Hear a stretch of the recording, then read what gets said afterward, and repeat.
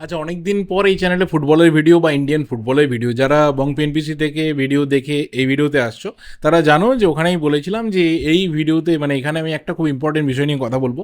সেটা অবশ্যই কিন্তু আমাদের ইন্ডিয়ান সুপার কাপ নিয়ে, যেটা শুরু হচ্ছে অক্টোবর মাসে 25 তারিখ থেকে শুরু হচ্ছে এবং প্রথম দিনকে মোহনবাগানের খেলা রয়েছে। প্রতিপক্ষকে এখনও অবধি ক্লিয়ার নয়, কারণ এখনও অবধি ড্র হয়নি। আমরা জানি না যে চারটে যে গ্রুপ হবে সেই চারটে গ্রুপে কোন কোন টিম পড়ছে, কিন্তু আমরা জানি যে গ্রুপ এ আর বি, সেখানে প্রথম দুটো যে পজিশন A1 আর B1, সেখানে অলরেডি A1-এ মোহনবাগান, B1-এ গোয়া প্লেসড হয়ে গেছে, এটা আমরা জানি। 10টা বাকি আইএসএল ক্লাব রয়েছে, কারণ ওড়িশা এফসি খেলবে না, এবং তার সাথে 4টে আই লিগ ক্লাব রয়েছে এবং প্রত্যেকটা গ্রুপে 4টে করে টিম থাকবে। প্রত্যেকটা গ্রুপে 3টে করে আইএসএল টিম এবং একটা করে আই লিগের টিম থাকবে। এবার দেখা যাক, ড্র হয়ে গেলে, গ্রুপ স্টেজ তৈরি হয়ে গেলে আমরা অবশ্যই সেটা নিয়ে কথা বলবো। কিন্তু এআইএফএফের যে সুপার কাপ নিয়ে প্ল্যান এসেছে বা এআইএফএফ যেভাবে সুপার কাপ করতে চাইছে, সেটা কতটা আমাদের ডোমেস্টিক প্লেয়ারদের জন্য ভালো না খারাপ, সেটা নিয়ে এই ভিডিওতে কথা বলবো। দেখো, প্রথম কথা হচ্ছে যে আমরা জানি যে যখন সুপার কাপটা চলবে, যখন সুপার কাপ হবে, তখন যে দুটো টিমে সব থেকে বেশি প্রেশার থাকবে সেই দুটো টিম হচ্ছে মোহনবাগান আর গোয়া। কারণ একদিকে গ্রুপ স্টেজে মোহনবাগান গোয়াকে 3টে করে ম্যাচ খেলতে হচ্ছে, এবং ঠিক একই সময়ে কিন্তু জাস্ট তোমার সুপার কাপ শুরু হওয়া 4-5 দিন আগে গোয়ার মোহনবাগানকে খেলতে হবে এফসি চ্যাম্পিয়ন্স লিগ 2 এর ম্যাচ, যেখানে গোয়া খেলবে সুপেরিয়র আল নাসরের এগেনস্টে অক্টোবরের 22 তারিখে, এবং তার সাথে মোহনবাগান তারা কিন্তু অক্টোবরের 21 তারিখে খেলবে আল হুসেনকে। তো দুটো বুঝতে পারছো, টাফ অপোনেন্টের বিরুদ্ধে আমাদের দুটো ইন্ডিয়ান ক্লাব খেলবে, এবং তারপর রেসপেক্টিভলি 25 অক্টোবর 26 অক্টোবর থেকে দুটো টিম মাঠে নেমে যাবে সুপার কাপের জন্য। যদি মোহনবাগানের কথা বলি, তাহলে অক্টোবরের 25, 28, 31 এই 3টে ম্যাচ রয়েছে সুপার কাপে। আর যদি গোয়ার কথা বলি, তাহলে 26, 29 আর নভেম্বরের 1 রয়েছে সুপার কাপের ম্যাচ, এবং এটা শেষ হওয়ার পরেই নভেম্বরের 4 তারিখে মোহনবাগান আবার খেলবে আল হুসেনের এগেনস্টে, এবং গোয়া নভেম্বরের 5 তারিখে খেলবে আল নাসরের এগেনস্টে। মানে অক্টোবরের 22 বা অক্টোবরের 21 থেকে এই যে 4, অর্থাৎ 13 দিন 14 দিনের মধ্যে, মানে 2 উইকসের মধ্যে দুটো টিমকে টোটাল 5টা ম্যাচ খেলতে হবে। 3টে সুপার কাপের ম্যাচ এবং দুটো তোমার এএফসি চ্যাম্পিয়ন্স লিগ 2 এর ম্যাচ, টোটাল 5টা ম্যাচ খেলতে হবে 14 ডেজের মধ্যে।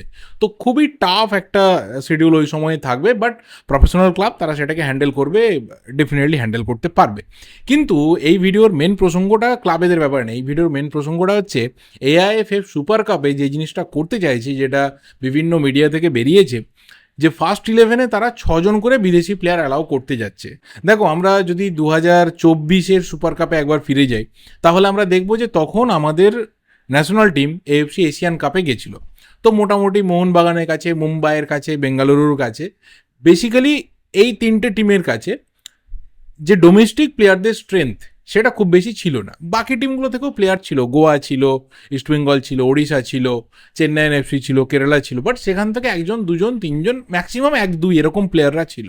কিন্তু সব থেকে বেশি অ্যাফেক্টেড হয়েছিল মোহনবাগান, মুম্বাই আর বেঙ্গালুরু। ন্যাচারালি সেই কারণেই আমরা জানি যে এআইএফএফ যে ডিসিশন নিয়েছিল যে ঠিক আছে, চলো, যেহেতু তোমরা ডোমেস্টিক প্লেয়ারদেরকে পাবে না এবং বাকি টিমরাও এখানে একটা ভালো অ্যাডভান্টেজ পেয়ে যাবে, সব টিম থেকেই মোটামুটি প্লেয়াররা আমাদের দেশকে রিপ্রেজেন্ট করতে গেছে, তো 6জন করে বিদেশি প্লেয়ার খেলানো যাবে। That was a very fair decision, definitely ভালো ছিল। পরবর্তী সিজনে যেটা হলো, মানে এই 2025-এ যে সুপার কাপটা হয়ে গেল, 24-25 সিজনে যে সুপার কাপ যেটাতে গোয়া চ্যাম্পিয়ন হলো, সেখানেও এআইএফএফ ডিসিশন নিল যে 6জন করে বিদেশি প্লেয়ার খেলানো যাবে। কেন হবে? কারণ সেটা ছিল ওই বাচ্চা ছেলেকে ললিপপ দিয়ে ভোলানোর ব্যাপার। কারণ গোটা সিজন শেষ হয়ে গেছে, এবার তার শেষকালে সুপার কাপ হবে। বহু টিম রয়েছে, they were not so interested, কারণ ন্যাচারালি দেখো, মোহনবাগান তারা জানে আমরা অলরেডি এফসি চ্যাম্পিয়ন্স লিগ 2 এ স্পট পেয়ে গেছি, দরকার নেই, সিরিয়াসলি নেয়নি, ফুল টিম নামায়নি। বাকি টিমগুলোও দেখেছিল যে যা অবস্থা হয়েছে সেখানে দাঁড়িয়ে, নিজেদের যা অবস্থা স্ট্রেংথ রয়েছে সেখান থেকে হয়তো সুপার কাপ জেতা যাবে না, সিরিয়াসলি নিচ্ছিল না। তো এআইএফএফ মাঠে নামে একটা মাস্টার স্ট্রোক দিয়ে দেয় যে চলো 6জন করে বিদেশি প্লেয়ার খেলানো যাবে, যা খুশি করে নাও, সবাইকে ইউজ করতে পারবে। এবং আমার মনে হয় যে এই এক্সট্রিম লেভেলে গিয়ে এটাও ফেয়ার ডিসিশন ছিল যে ঠিক আছে, টিমগুলোকে মাঠে নামাতে হবে। But why in this season, 2025-26 season তো অফিসিয়ালি সুপার কাপ দিয়ে শুরু হবে। ডুরান্ড কাপ, সেখানেও কিন্তু সবাই সমান ক্ষমতায় ছিল না, বা বেশিরভাগ আইএসএল টিম তারা ডুরান্ড কাপে আসেইনি, যারা এসেছিল তারাও মোটামুটি স্ট্রেংথ নিয়ে নেমেছিল। এবার ব্যাপারটা হচ্ছে যে তারপর আমরা দেখছি যে সরাসরি সুপার কাপ আসছে। তো সুপার কাপ দিয়ে যখন তোমার সিজন স্টার্ট হচ্ছে, যখন সেই সময়ে দাঁড়িয়ে প্লেয়ার সবাইকেই ক্লাবগুলো পাবে, তখন আমাদের ন্যাশনাল টিমের কোনো ক্যাম্পও চলবে না, তখন আমাদের ন্যাশনাল টিমের কোনো ম্যাচও চলবে না। ফুল স্ট্রেংথ প্রত্যেকটা টিমের হাতে থাকবে ডোমেস্টিক প্লেয়ার এবং ফরেন প্লেয়ারে। তাহলে কেন 6জন করে বিদেশি প্লেয়ার, কেন 2টো করে কোটা আমার দেশের প্লেয়ারদের জন্য মার যাবে এই জায়গাতে, যেখানে আমরা জানি যে আমরা কোথাও একটা নতুন ধারার দিকে এগিয়ে যাচ্ছি ভারতীয় ফুটবলে। একজন নতুন কোচের হাতে দায়িত্ব গেছে, তিনি আরও বেশি বেশি বেশি করে আমাদের ডোমেস্টিক প্লেয়ারদেরকে দেখবেন। তো সেই জায়গাতে কেন 6জন বিদেশি প্লেয়ার? প্রত্যেকটা পজিশনে আমি দেখবো যে অন্তত পক্ষে একজন করে বিদেশি প্লেয়ার, বিশেষ করে ডিফেন্স, মিডফিল্ড, ফরওয়ার্ড, বিশেষ করে ডিফেন্স এবং মিডফিল্ড, এই দুটো জায়গাতে আমি দেখবো সব থেকে বেশি আমার ইন্ডিয়ান প্লেয়াররা অ্যাফেক্টেড হবে। প্রায় প্রতিটা টিমই যদি দেখি যে প্রত্যেকেরই প্রায় বলা চলে যে মোটামুটি 2জন করে বিদেশি ডিফেন্ডার রয়েছে, 2-3জন করে মিডফিল্ডার রয়েছে। তো সেখানে দাঁড়িয়ে একটা টিমের কোচ তিনি যখন সেখানে দায়িত্ব নেবেন, আমি এক্সাম্পল দিচ্ছি, ধরো ইস্টবেঙ্গল, ধরো মোহনবাগান, ধরো নর্থ ইস্ট ইউনাইটেড এফসি, ধরো এফসি গোয়া, তারা তো চ্যাম্পিয়ন হতে চায়, তারা তো সেরকমই স্কোয়াডটা বানিয়েছে, বাকিরা এখনো অবধি ডেভেলপমেন্ট স্টেজে রয়েছে। তো সেই কোচটা কি চাইবে? ফ্যানেদের প্রেসার এবং অবশ্যই চ্যাম্পিয়ন হওয়ার দরকার রয়েছে। তো সেখানে তারা কিন্তু 6জন করে বিদেশি প্লেয়ার অ্যালাউ করবে। যদিও এখানে যেটা খবর পাওয়া যাচ্ছে যে মোহনবাগান ম্যানেজমেন্ট তারা নাকি চিঠি লিখেছে যে 6জনের ব্যাপারটাকে কনসিডার করা হোক, ওটা 4জন করা হোক, যেটা নর্মাল নিয়ম আমাদের ইন্ডিয়ান ফুটবলে 4জন করা হোক, ডোমেস্টিক প্লেয়াররা 7জন খেলবে, এটা নাকি মোহনবাগান চিঠি দিয়েছে।